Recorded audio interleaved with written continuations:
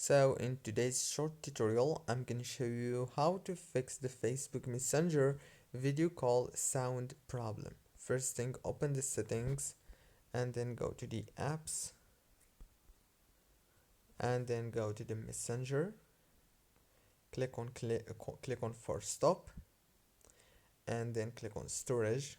Click on clear data and click on clear cache. Now go back again, click on permissions and make sure that all the permissions are enabled like this.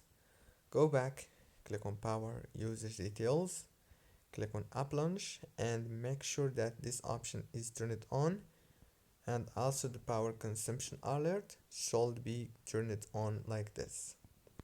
Go back and now go to the settings, go to the wireless and networks, enable the airplane mode, and after 3 seconds disable it. Now restart your phone. Don't forget to like,